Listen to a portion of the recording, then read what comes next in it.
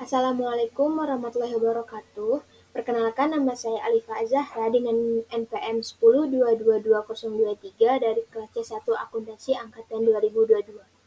Saya di sini akan mempresentasikan materi tentang buku besar dan buku besar pembantu. Selamat menyaksikan. Langsung saja ke materinya. Ada buku besar atau General Ledger, buku catatan akhir atau Books of Final Entry yang merupakan kumpulan rekening neraca atau real dan rekening rugi laba atau nominal. Yang kedua, menampung ringkasan data yang sudah diklasifikasikan yang berasal dari jurnal. Yang ketiga, ada sumber data untuk menyusun neraca, laporan laba rugi, dan laporan perubahan modal.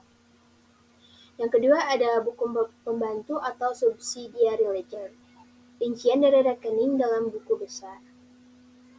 Yang ketiga, ada rekening kontrol atau controlling account, buku besar yang rinciannya dibuat dalam buku pembantu. Selanjutnya, ada buku pembantu dalam perusahaan manufaktur. Yang pertama, ada buku pembantu persediaan. Yang kedua, ada buku pembantu piutang. Yang ketiga, buku pembantu utang. Yang keempat, buku pembantu harga pokok produk. Yang kelima, buku pembantu biaya. Dan yang keenam, buku pembantu aktiva tetap.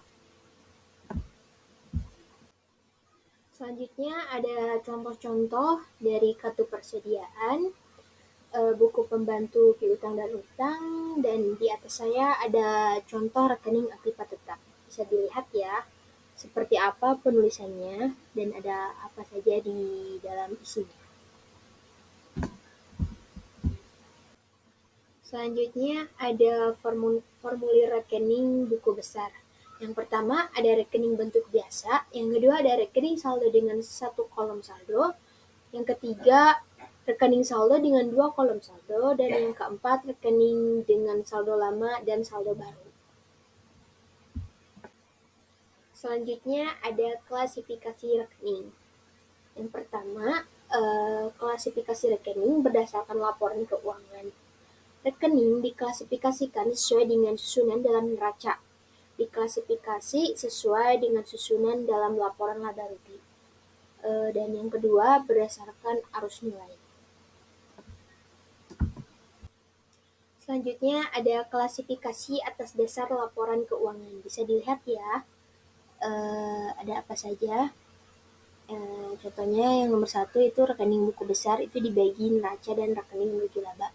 Dan seterusnya sampai ke 6. Bisa kalian baca. Selanjutnya ada pengertian dan fungsi kode.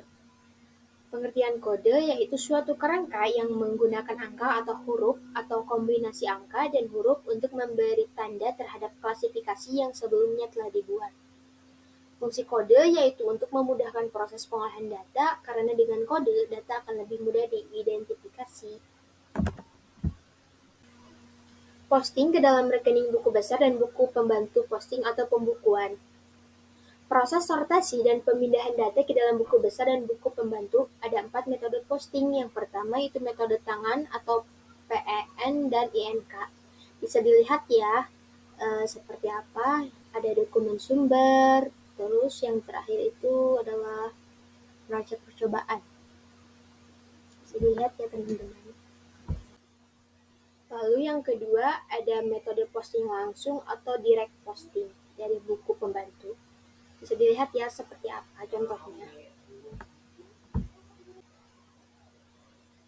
Selanjutnya ada metode posting langsung atau direct posting dari dokumen sumber. Bisa dilihat ya seperti apa gambarnya. Yang terakhir atau yang keempat itu ada metode tanpa buku pembantu atau ledgerless bookkeeping.